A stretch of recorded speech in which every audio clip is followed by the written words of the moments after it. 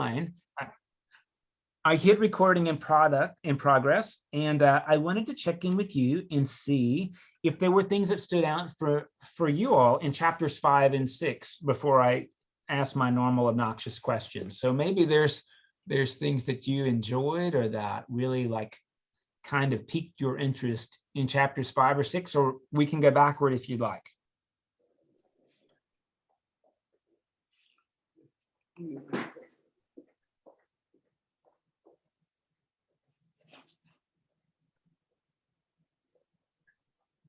I just wanted to say that I think St. Thomas does a good job of welcoming.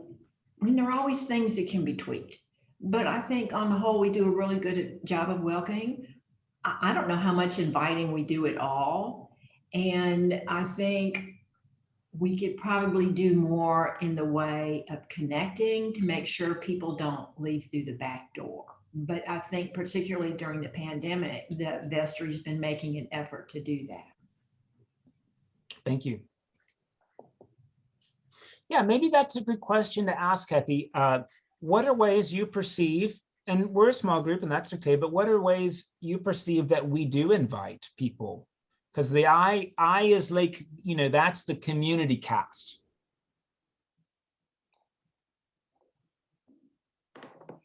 Well, I think one of the very, very important ways that we invite people is when you stand there and you shake the hands of everyone that was there. I think that's very inviting. Thank you. And that I know that there are several parishioners who are really good about making specific invitations when they see a new person, like, oh, we have a blast women's dinner group that meets once a month, and we'd love for you to come and join us. That kind of thing. That's a very personal thing. I'm not reading the book, so I can't put it into, I'm just listening to everybody. Yeah. But I see people doing that, individuals doing that for different things. And I think that's a great way. A personal invitation is always Well, I very think personal invitations are important, but you see what you're talking about some of the ladies inviting people to blast and making sure that and what Tim said, I consider that welcome. We haven't issued specific invitations, and she does give some examples. Is that if you're having any kind of an event at your church and you're not specifically inviting people to come to your church, then you're just an event venue.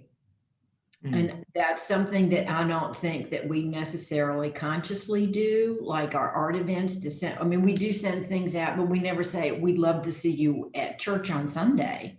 When we invite people to the fall festival, we invite people to the art show, but we don't say, and we'd really love to see you on Sunday or at some of our other ministries. As you said, Mike said, some people like to come participate in the ministries but are maybe uncomfortable in the actual church service, but that doesn't mean they can't be members.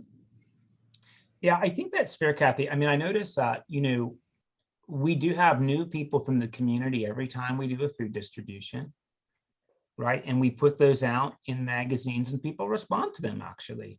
So I think that's definitely an invitation. And then, like you say, maybe the next step is to say, like, hey, we're so glad that you joined us here.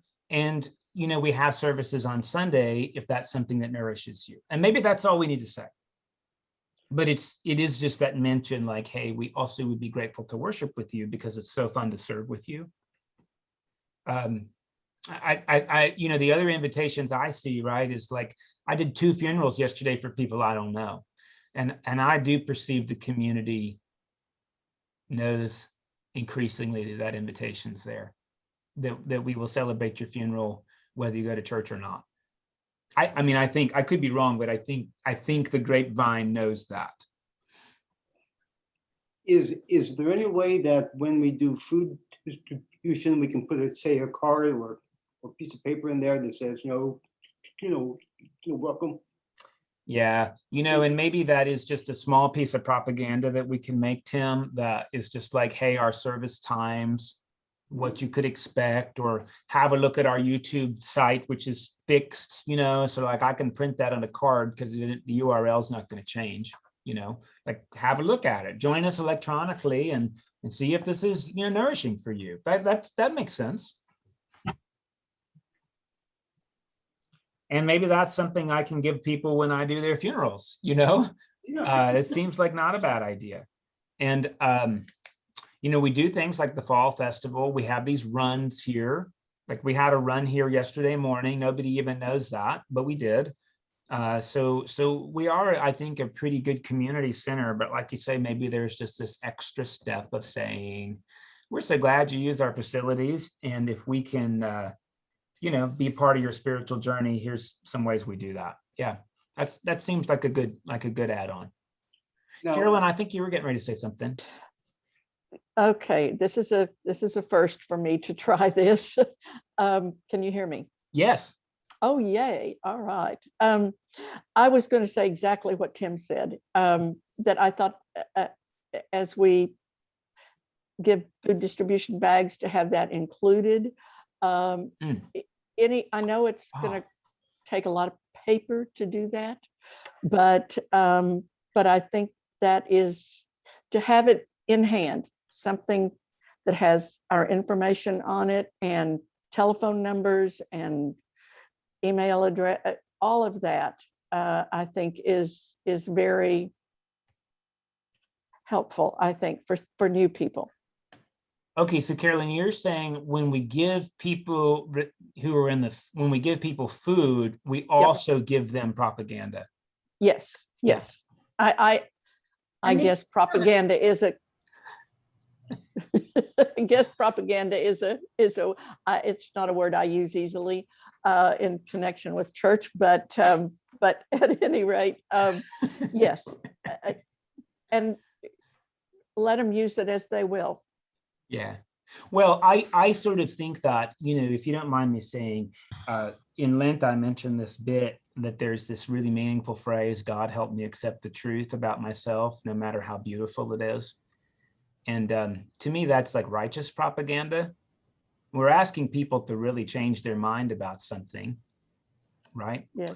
And then on the back, here's our service times, right? Yes. Like maybe that's just a sweet thing that we make. Something else, and it would be expensive, but if we had an electronic bulletin board out front, that would draw attention, because that thing there is kind of hard to read sometimes. Tim, I'm really glad you mentioned that. We actually looked at that as a vestry, I want to say about 3.5 years ago. And the diocese actually told us, don't build one of those. They said it's going to cost, let me tell you how much they cost, like a minimum $20,000. They said you will not get an ROI on that. They said spend your money on program staff instead. What's interesting is people pay attention to that marquee, but the only ones really who do are the ones who already go to church here. So what the diocese said is just get yourself a good sign so people know where your building is. And if hopefully you've seen it, it's on Upper Bay Road. It's that blue sign. It says the Episcopal Church welcomes you, and it's got an arrow down to our place. I do think that it would be nice for us to get a sign on the corner of our campus that's like across from Gloria Dei's entrance, just so people know like this is St. Thomas, right? So like another sign on the corner. But I know it isn't worth $20,000. So we just have to figure out like what that is. Carolyn, please. What is the street, the other street that comes off NASA, comes down to St. Thomas? I can't think of the name. Yeah, if you go by the Catholic Church, that one, it's called Point Lookout. Point Lookout. Okay. Do we have one there also? No, and we can't, because the Catholics have that, but we could have one on where Point Lookout hits San Sebastian. San Sebastian is the street that has the donut. So I think if we put a sign on San Sebastian and Vinland's the one that drives by the parking lot. That's probably where we need a sign. And it doesn't have to be anything fancy pants, just This is St. Thomas Church and School, right? So why does the Catholic Church, I mean, I thought that was a municipal, I thought that was a city property. Well, it what's is, the but we've deal? already got a sign. So basically each church is allowed one sign. That's the unwritten rule. And we already have ours and it's on Point Lookout. Oh my, So okay. if you drive by, what you'll see on Point Lookout, there's us and Gloria Day. And then, I'm sorry, Bay. that's on Upper Bay Road. Upper Then Bay. Point Lookout has the Catholics, and then Nassau Bay has the Baptists. So each gets one. I don't want to push my luck with the city. Okay, got it. Or could we have some signs that we just put out, say, Sunday morning or Saturday evening, and then take them down Saturday afternoon? We probably could. We would just need to have Somebody sign willing to do ministers that. Yes. that are not Yes. your clergy. I agree with Yes. yes. Well, that was something I mentioned last week, that they even showed a picture of some that another church had done. Yes, yes. And it just said, St. Thomas, we're so glad you're, turn here for St. Thomas, and parking is here. And they were just a sort of heavy plastic A-frame that had Yes. nice lettering on them. So it was obviously put up and taken down every Sunday, but it made it very obvious. And that's what I was saying, that about the little visitor parking signs, you know, the small green ones that are like the handicap signs. Those are very faded. If we got some Oh, new ones that said welcome visitors. Yeah, I feel like we also need some signs that say like family parking, or like, you know, parents of small children. Because like the mall has those. So I don't know why we don't have those. That would be fun. And another indication that we welcome families with children. Yeah. This is good stuff. I'm going to ask the vestry about these signs because I want them to take some ownership over putting them out and picking them up. I'm trying to grow out of me doing that, because like Yes. 5 years ago, I would have just done that. And that won't be good if I do it.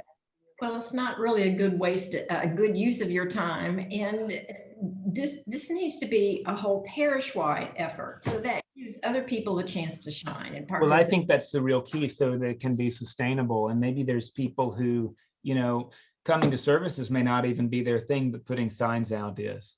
And I'm really more than fine with that.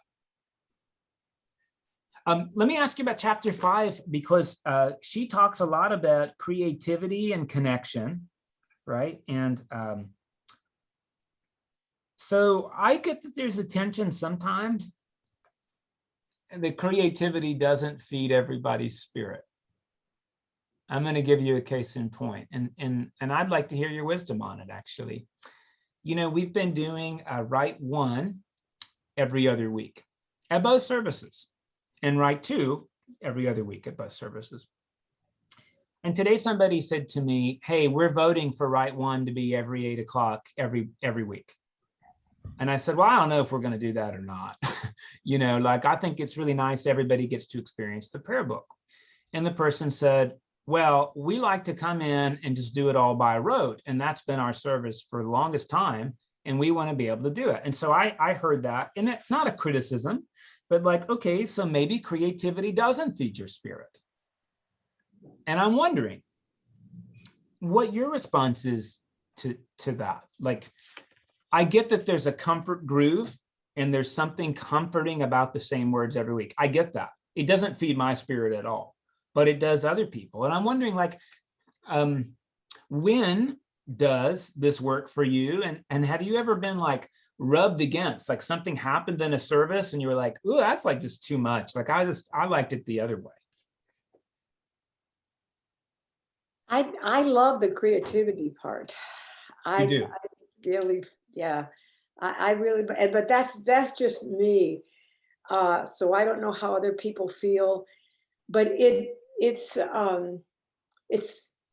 I just like a new thought, a new approach, just something a little different. It brings to mind that God comes in many ways and from many places, from many people, and everyone has their own, so many have their own individual And it just makes it more exciting and more people conscious to me. And maybe exciting is not the right word, but more aware of the humanity that's out there. That's how I feel about the creative part of it. Well, I like Right One, but I much prefer Right Two because I think it does give you more leeway for being more inclusive. Mm, And the Right One is very traditional, and that may be some of the pushback you're getting is, or this is the church I grew up with, and it's changing too fast for me. Is kind of the Yeah. attitude. But different things feed different people, and if you have only the same right at each service, then maybe you lose some people who enjoy going at 8, don't want to go at 10:30, and they're not fed by the Right One.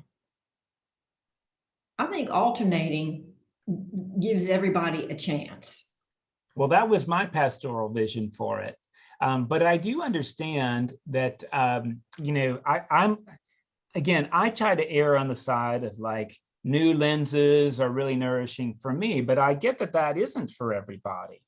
Really, I do. So balancing that tension probably seems kind of important. And so maybe I could ask you, if you're willing to share, either how does St. Thomas encourage creativity that is nourishing for you, either in general, or have there been creative things that stood out that you were like, oh, that was really nice, or even, yeah, I didn't do much for me?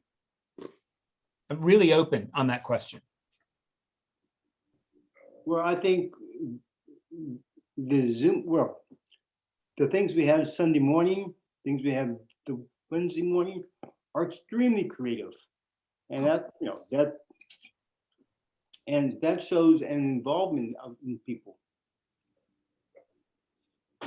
I really appreciate, Father Mike, how you approach your homilies. They're different to me every time.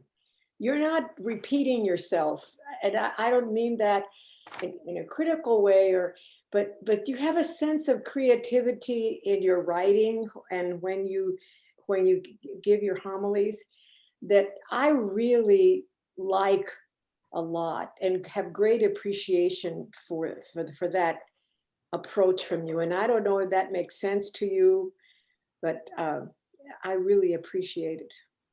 Thank you. Ellen? One of the things that I really love is, for example, the way you use kinship and the way you will spontaneously change the blessing at the end of the service to fit the day or the feeling. And I used to be very, very liturgically stuck in the thing that was the real beauty to me when I came into the church. And I didn't want anything to change. So it's been a real enlightening experience for me to see and hear different things. I love the way we're doing the alternate Lord's Prayer, including that, those kind of things that are changes. And they may be off-putting to some people, but it seems to me that even in spite of that, there's enough of our liturgy to you could let that nourish you and overlook the things that kind of rub against you, or maybe even learn from them. So offering them gives that opportunity where if you don't, there's no creativity or no change. Well, I like that you tweak the language a little so it makes it more inclusive. And I do like occasional alternate. I mean, you don't want to change it up every Sunday, but having an occasional alternate Lord's Prayer, it does. I agree with Ellen. It makes you stop and really think about the meaning of the words. That's one downside to say doing Right One every single Sunday at 8 is after a while it becomes automatic and you just rattle everything off and you don't ever think about it. But having some changes makes you stop and rethink about what we're actually saying and doing. Thank you. And that is nourishing for you. Yes. Because otherwise I just go on to autopilot and it's like here and and then it's what the joke is, it's Episcopal calisthenics, stand up, sit down, kneel. Yeah. It's so interesting, right, to me, and it's one of those, things, needles that has to be threaded, right, that some people really enjoy that there's no surprise and they can kind of return to that unaltered space. And even though that's not my groove in church, actually a lot of areas in my life are that way. Like I get kind of, even going on vacation is like a little bit abrasive for me because I'm like, but what about my routines? So if I'm honest, I have them in certain places, and then there's other places where I don't. And that seems like, part of the issue with Connect that she brings up. I don't know that she necessarily talks about this. She really talks about connectivity in terms of creativity, but it does seem like there's a balance to that, right? And that the balance seems important. I try to do this weird thing because I grew up very evangelical and liturgically low, and some of that I really value. And then, if I'm honest, I try to bring in things that are like Anglo-Catholic, even though they're not my thing, so that there can be balance in the service. And that's why I like to do things like swing incense and, those sorts of things, because to me, it creates a little bit of balance in the service between low and high elements. And I've gotten where I really enjoy those things. Like I really like incense now. Like I think it's kind of a cool thing. Well, I know Graciela probably grew up with what would be considered high church. Absolutely. With the Catholic, with all the smells and bells and everything. Bells and bells, yeah. And the kneeling and the standing and the bowing at the right time and doing all of that. That was my way of growing up, and that's how I have my original love for church.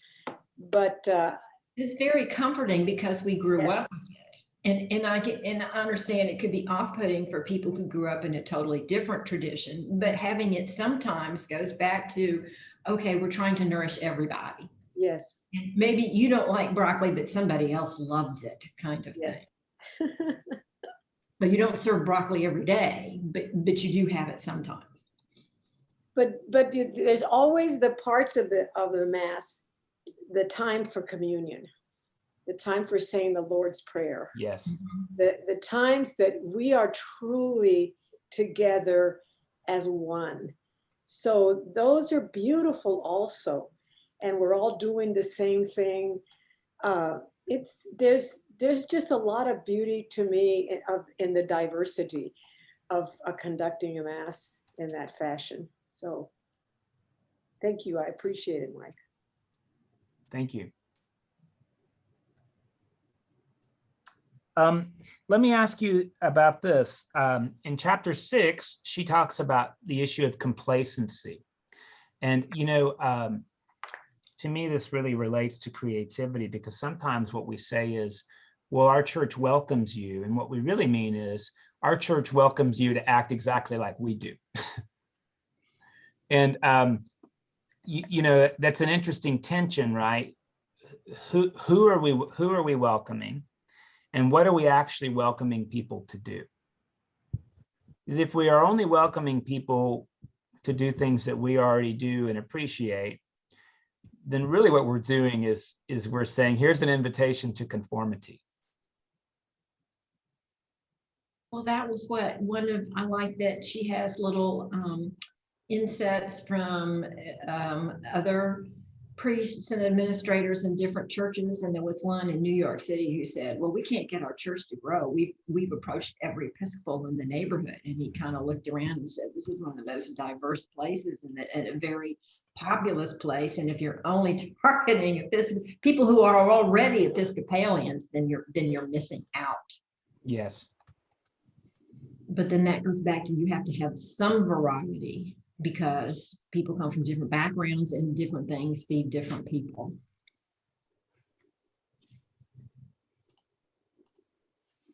Do you have areas where you feel like, look, I've been here a long time and I see complacency at St. Thomas? Or if you're honest, are there areas in your own spiritual life where you feel like you've adopted places of complacency? I know that's a tough question, but I'm going to ask it anyway. Carolyn, please. I've been here a long time. And what I think I most appreciate about your time with us has been the way that you have brought in new ways to do the services, different wording, different formats, different, I'm not sure that's correct, but at any rate, it's not the same every Sunday. And I haven't been an Episcopalian my whole life, but for about 50 years. And it was always 8 o'clock was right one, 10:30 was right two. And it never changed, no matter, I was in 4 different churches and it didn't change. And so I was really pleased when things started changing after you got here, and so I don't see the complacency that I hear you saying. I hope that's helpful. It's very helpful.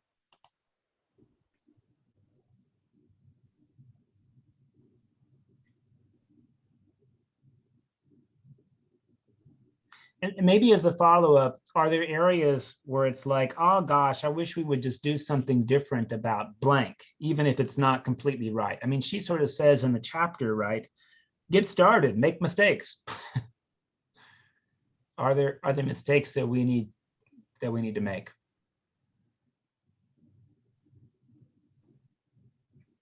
I mean, look, I know one, we desperately need something to catch children. We desperately need that. And I'm really happy that we're interviewing a finalist for our job in like 10 days. And I know that that one person is not going to solve the problems, but I know that what we need is somebody where that's their cause to help unify adults around doing this ministry. I mean, I don't expect this person to do it alone, but I do think there's something representative about having a staff person do that. So I'm hoping that this is going to, help solve some of that for us. I will tell you too, and Carolyn's a limb, so maybe I should air this. A mistake I want to make is I want the acolytes to be the limbs from here on out. I want the acolytes to serve the chalice so that they know that the church needs them to do important things. And what that might mean then is that the former limbs become acolytes. And that means that they can serve with children and make some relationships. And, we're not a cathedral, so we don't need 25 people at an altar party. I mean, we just don't.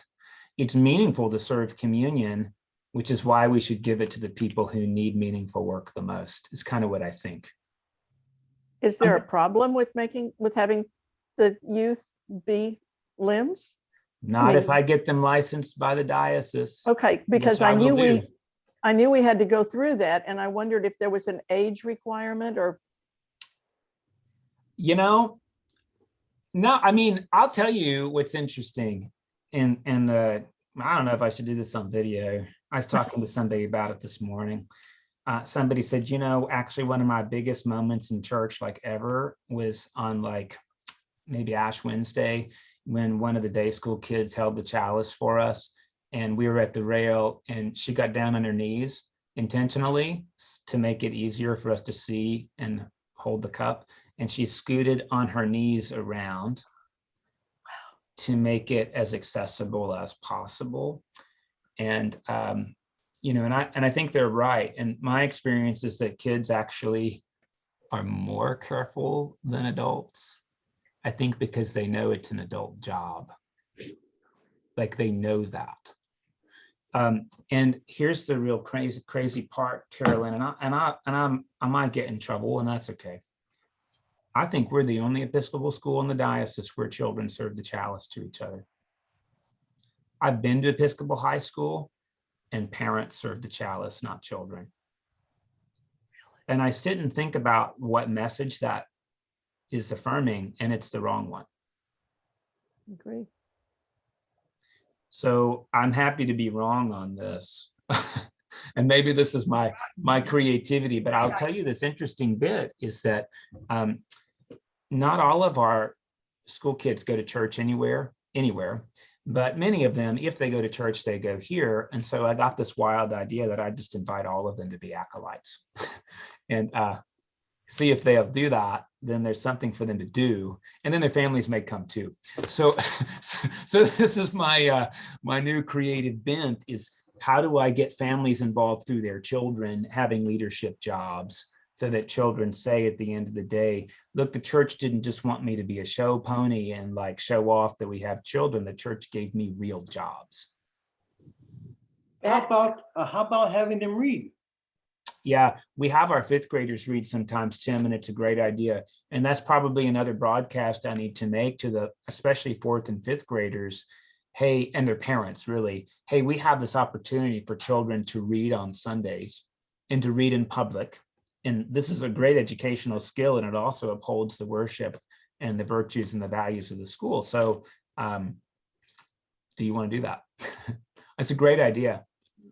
Yes. I think it'll work wonderfully for you. I come from being a principal in inner city schools, and I was did break through some stuff, and that I got kids from the inner city that might have been selling drugs on the street. And I started putting them to have responsible jobs in the school.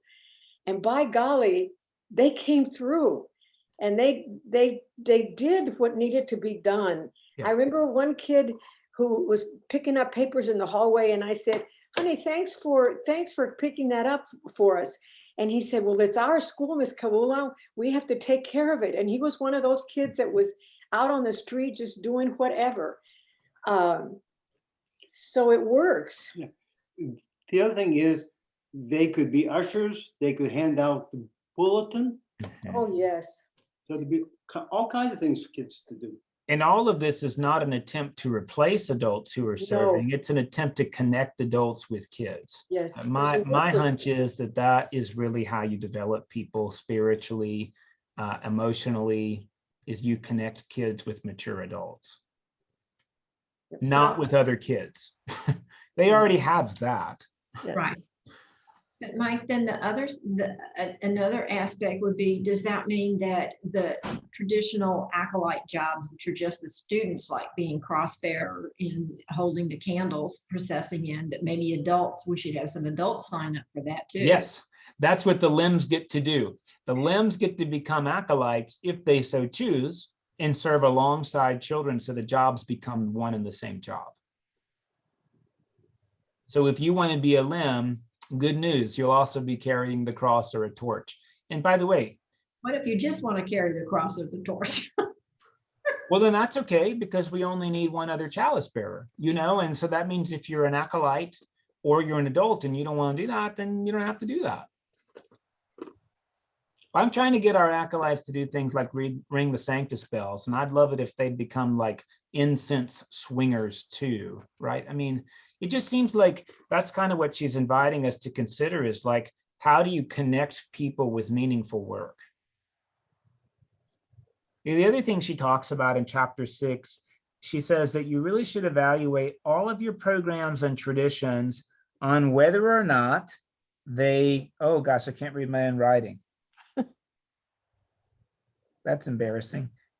Whether or not they connect. She says if they don't, it's an energy drain.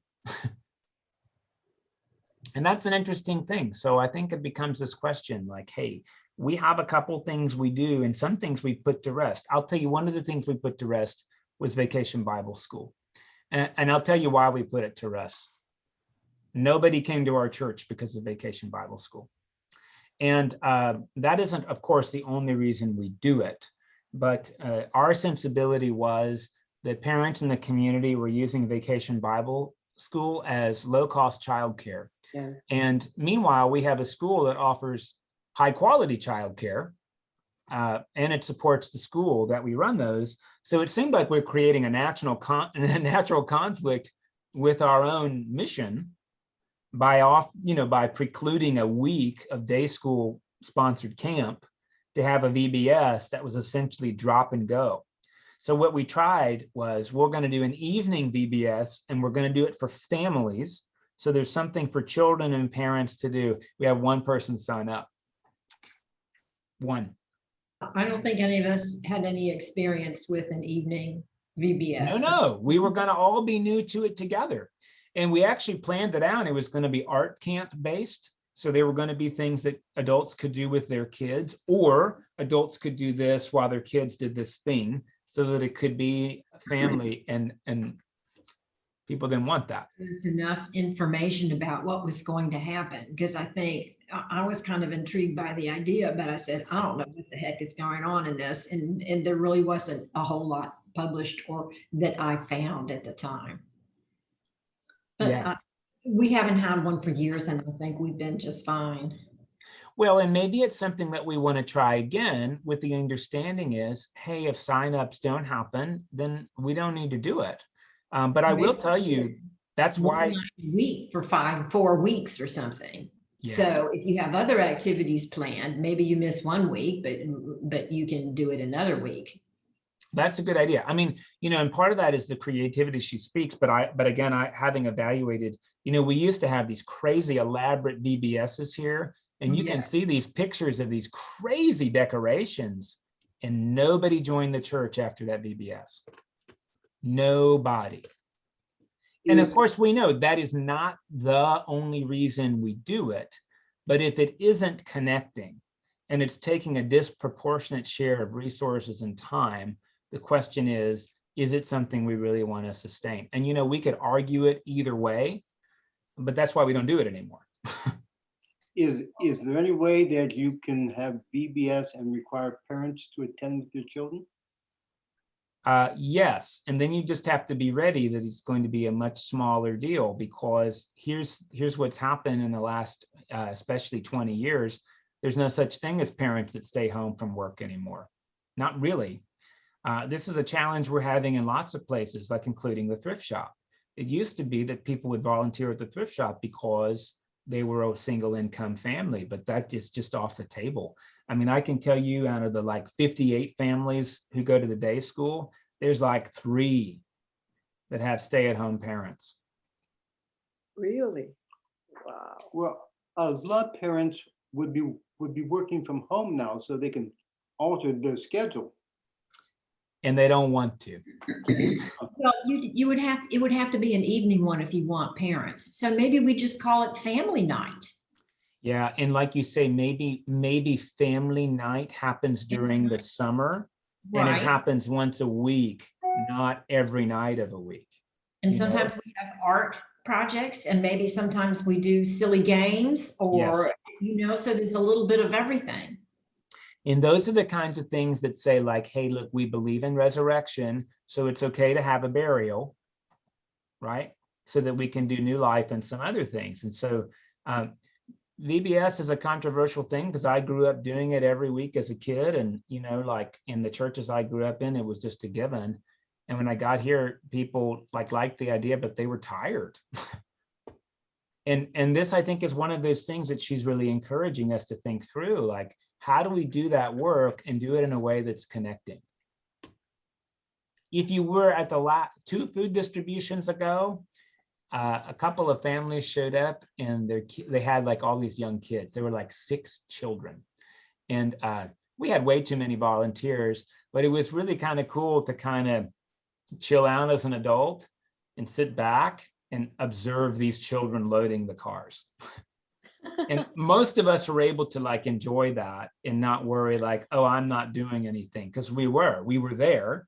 Right. And we were around these kids who were highly energized, and some of them didn't even understand. They were when do they pay for those groceries? And and that's just this really great opportunity. So I think that's part of what she's really inviting us to consider is, what do we bury and what does resurrection look like?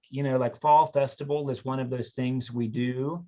And increasingly, I'm going to tell you, 6 years ago, it was a party for us. Sorry, it was. Increasingly, it's a party that we put on that more and more parents and young children come to. And that's taken some intentionality on our part, right? Like, hey, if you don't have anything for kids to do, why will they want to come? So we've tried to really up that we have art for kids, and we have, children designated like programs like the circus or whatever it is, and so I see that happening. And then there's also that bit like, hey, well, then how do we also make a connection? And maybe we need to have like an ambassador or a booth or like cards like we talked about that say, hey, the party continues Sundays at 8 and 10:30, and you never know when it's going to be a circus and when it isn't, right?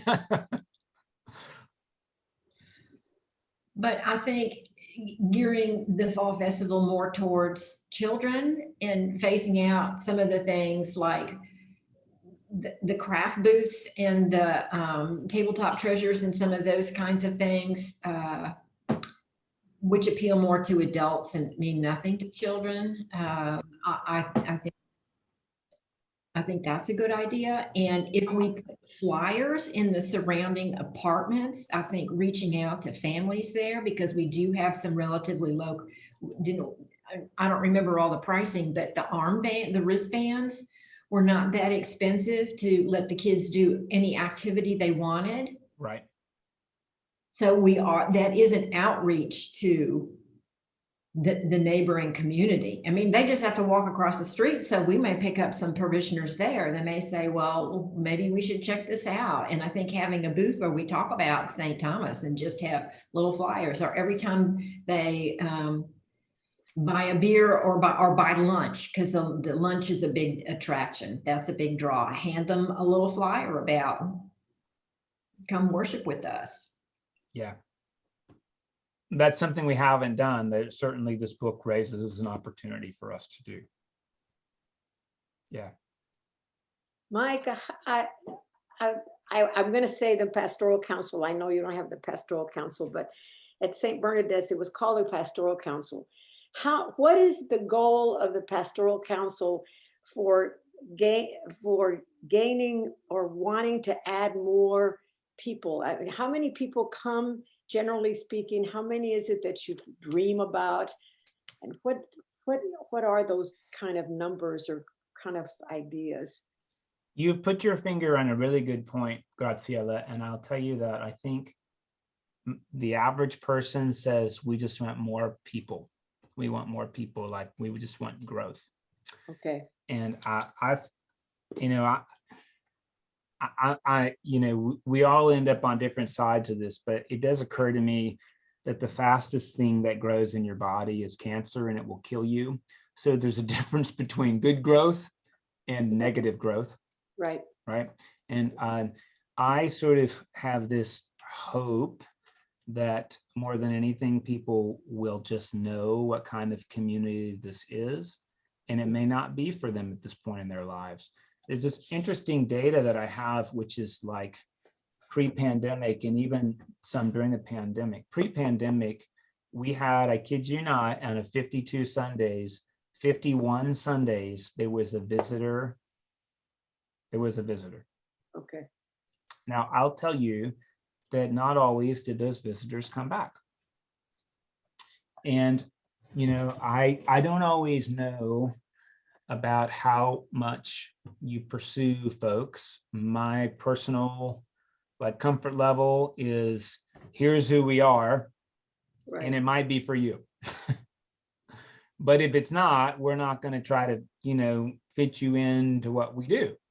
So, I think what's great is we have people in the congregation that aren't afraid to be more out there. I, to a fault, am afraid of being pushy. I really am scared about it. And I can tell you, even saying things to visitors, if I visited a church and someone's like, oh, is it your first time? I would be really tempted to just get back in my car and leave. Because I don't want that kind of attention. But I know that some people do. And this is where it's kind of difficult. But I would say, Graciela, that, theologically, what we want is deeper growth. And I want people to know what we are. So, look, maybe an open inclusive parish is not really for you. But I want people to know that we are that place. so that, because quite honestly, not very many places are. No.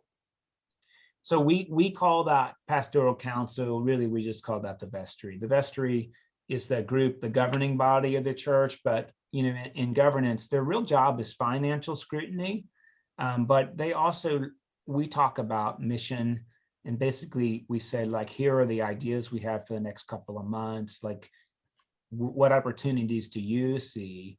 And sometimes really cool things happen. Like, one of our vestry members is one of the scoutmasters for the 3 troops that we have. And we had a phone call with the bishop as a vestry.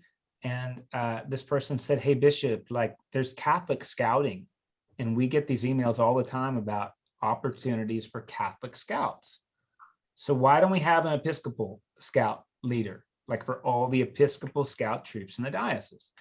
And the bishop said, well, we used to, and it was really cool, but we just don't have anybody who wants to do that job. And Zach said, I'll do that job, which is really, really lovely, And so, again, like, I see that as the kind of growth that we're talking about. Are we going to pick up more families? I don't know. That isn't why we're going to do it. But Zach's going to do it with the vestry's blessing and the priest's blessing, because we think it's going to enhance the quality of life for Episcopal scouts in the diocese. So there is this tension, right? I mean, I'll be the first one to tell you that members don't have privileges. You don't have any privileges. You're not going to get like a special funeral because you're a member, or I'm not going to give you like a nicer cracker at communion because you're a member. Like, you want a cracker, you're going to get one. Yes. Right? I mean, it's not like there's a fast track to my time because you're a member. You want my time, we're going to figure out how to get it. And I think that's the kind of growth we're trying to live into.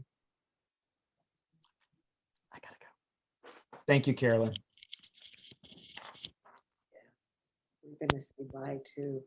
I'm gonna have to head out. Bye. Well, thank you, everybody, for sure. your time.